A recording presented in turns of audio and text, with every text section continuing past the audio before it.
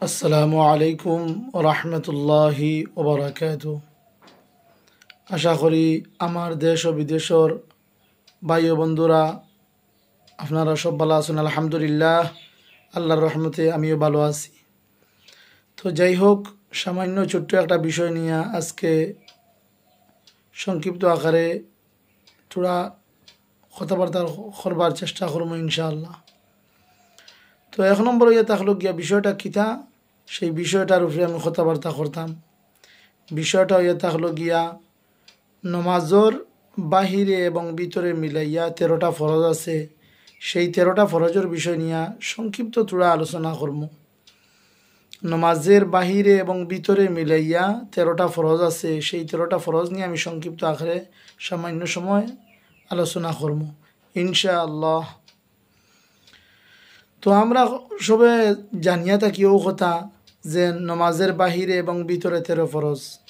এখন এই জায়গার মধ্যে একটা প্রশ্ন আইতে পারে বা একটা প্রশ্ন ইয়ে থাকতে পারে যে নমাজের বাহির আর ভিতর জিনিসটা কিতা জিনিস, বা নমাজের কোন অংশটা বাহির আর নমাজের কোন অংশটা ভিতর।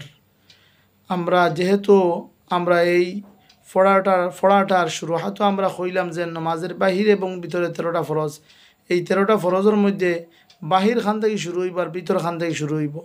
বাহিরও 7টা ফরজ খান থাকি আর ভিতরেও 6টা ফরজ খান থাকি।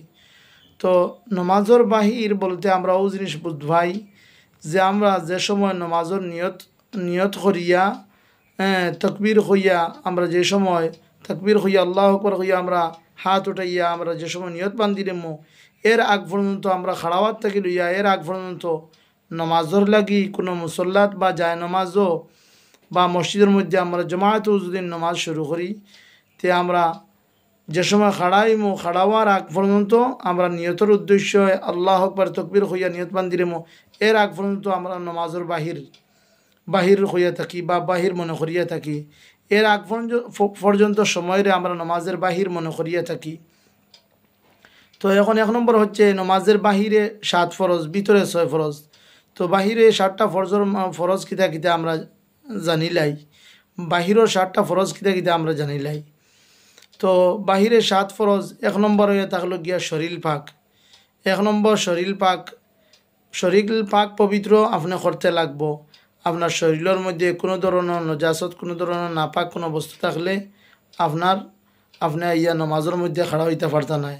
1 নম্বর আপনার শরীর পাক পবিত্র থাকতে লাগবো। 2 নম্বর হয়ে থাকলো গিয়া কাপড় পাক। কাপড়ের মধ্যেও আপনার কোনো নমুনা নাপাকি কোনো বস্তু লাগাইলে আসেনি, এখানেও আপনি হুঁশিয়ার থাকতা, এই জিনিসও আপনি হুঁশিয়ার থাকতা। 2 নম্বর হইয়া থাকলো গিয়া আপনার কাপড় পাক। 3 নম্বর হইয়া থাকলো গিয়া 17 টাকা। 3 নম্বর হইয়া থাকলো গিয়া নমাজের জায়গা এবং জায়নমাজ পাক। 3 নম্বর নমাজের জায়গা এবং জায়নমাজ পাক। যে জায়গাতে আপনি নমাজরে পড়িবা সেই জায়গাটা পাক পবিত্র থাকতে লাগবো। কি এরপরে আপনি মুসল্লাত ফড়ৌকা বা নমাজের ফাটিত ফড়ৌকা নমাজ পড়তে সময় আপনার সেই নমাজের বা জায়নমাজ ফাটিটা আপনার বিছানাটা পাক পবিত্র থাকতে লাগবো, পাক পবিত্র থাকতে লাগবো। বাহ্যিক দৃষ্টিতে যদিও কোনো জিনিস দেখা যায় না, তারপরেও সেই বিছনাটা কিবান নাপাক অবস্থায় থাকতে পারে, নাপাক অবস্থা থাকতে পারে কিবান। যার কারণে আপনি সচেতন হইয়া আপনি ভালো করে জানিয়া কোনো একটা বিছনার উপরেও যদি আপনি নমাজ পড়েন, তে ভালো করে জানিয়া আপনি বুঝিয়া নমাজরে পড়িতা আন্দাজা লাগাইয়া। তারপরে 4 নম্বরে থাকলো গিয়া 17 টাকা। 17 টাকা হইতে সময় আমরা কিতা জিনিস বুঝবাই যে আমরা মহিলা হলে কিতা করতা, মাথা থেকে লইয়া ফায়ের পাতা পর্যন্ত তাই 17 করতে লাগবো, ডাকিতে লাগবো। 17 শব্দটা সাতরু শব্দের অর্থ চুপানা, এটা আরবি শব্দ, কিন্তু আমরা হইতে সময় কাওয়ালি একটা ভাষা বলেন 17 টাকা মানে ও আমরা যে 17টা আছে, আমরা যে শরীয়তর বিধান আছে যে একজন মহিলায় নমাজ লাগার পরে তার মাথা থেকে লইয়া তার পায়ের টখনু পর্যন্ত গুড়া থাকতো, খালি শুধুমাত্র তার চেহারাটা বার করা থাকতো, আর 2 হাতের কবজা পর্যন্ত বার করতে পারবা নমাজের ক্ষেত্রে। আর পায়ের টখনুর নিচ থাকিয়া টখনু গুড়া থাকতো, টখনুর নিচ থাকি পাওটা বাহির করতে পারবা নমাজের ক্ষেত্রে বা অন্যান্য ক্ষেত্রে সবসময় মহিলা সকল সেইভাবে থাকাটা উচিত। তো যাই হোক, 4 নম্বর 17 টাকা। আর একজন বেটা মানুষে গলার থাকি লইয়া হাঁটুর নিচ পর্যন্ত, হাঁটুর সামান্য নিচ পর্যন্ত গুড়া থাকতো, বেটাইন্তর লাগিয়া বা পুরুষ সকলের লাগিয়া 17 হইয়া থাকলো গিয়া। তো 4 নম্বর আমরা পাইলাম 17 টাকা। 5 নম্বর নমাজের সময়ের পরিচয় করা। আমরা যে অক্তর নমাজ পড়িয়ার, যে কোন সময় পড়িয়ার, আমরা কোন অক্তর নমাজ পড়িয়ার, কোন সময় পড়িয়ার, ই অক্তর সময় ঢুকিছে নি, ই অক্ত হইছে নি। জোহরের নমাজ যদি আমরা আদায় করাত লাগি, আর আমরা যদি 11টার সময় পড়িলাই জোহরের নমাজ হইব নি, ও সেই জিনিসটা আমরা আন্দাজ করতে লাগবো। জোহরের অক্ত ঢুকার পরে আমরা জোহরের নমাজ পড়তাম পারবো। আসরের অক্ত হওয়ার পরে, সময় হওয়ার পরে আমরা আসরের নমাজটা আদায় করতাম পারবো। যে ওক্তর আগে আমরা নমাজ পড়িলাই তে আমরা এই নমাজ হইতো না, এই নমাজ আমরা হইতো না। যার কারণে একটা শব্দ কইছেন 5 নম্বর ওয়াক্ত ফাসান্না। ওয়াক্ত ফাসান্না আমরা গাওয়ালি শব্দ, গাওয়ালি ভাষায় হইয়ে থাকি, কিন্তু ফাসান্না এই শব্দটা একটা আরেকটা শব্দ থেকে আনা হয়েছে, পেহচান্না। পেহচান্না শব্দটারে পরিবর্তন করতে করতে আমরা গাওয়ালি ভাষায় হইতে হই ওয়াক্ত ফাসান্না, ওয়াক্ত ফাসান্না। তেও কইছে ওয়াক্তে পেহচান্না, ওয়াক্তটারে, সময় ওটারে তুমি পরিচয় করতে।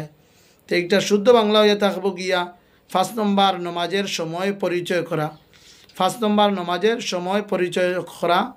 6 নম্বর কিবলার দিকে খাড়া হওয়া। 6 নম্বর কিবলার দিকে খাড়া হওয়া। আর 7 নম্বর নমাজের নিয়ত করা। 7 নম্বর নমাজের নিয়ত করা। আপনি নমাজের নিয়ত করা পর্যন্ত ফাইলা গিয়া বাহিরের 7টা ফরজ। নমাজের নিয়ত করা পর্যন্ত আপনি ফাইলা গিয়া বাহিরের 7টা ফরজ। যার কারণে আজকের ভিডিওটা অনেক লম্বা হয়ে যার কারণে আমি এই ভিডিওত এই নমাজের বাহিরে 7টা ফরজ আছে, এই 7টা ফরজ নিয়ে আমি আলোচনা করলাম। আমি আগামী ভিডিওর মধ্যে নমাজের ভিতরে যে 6টা ফরজ আছে সেই 6টা ফরজ নিয়ে আলোচনা করবার চেষ্টা করব। আর যদি না আপনাদের বুঝতে কোনো কমি কোথায় হয় বা কোনো অসুবিধা হয়, তা আপনাদের কমেন্টের মাধ্যমে আমার অবগত করতে পারবা, পরামর্শ লইতে পারবা ইনশাআল্লাহুল আজিজ। সবাই সুস্থ থাকুক, ভালো থাকুক। আল্লাহ হাফিজ, ফি আমানিল্লাহ। দিনের স্বার্থ হয় ভিডিওটা বেশি বেশি করে শেয়ার করবার চেষ্টা করবা, আপনাদের কাছে আরজ রাখলাম।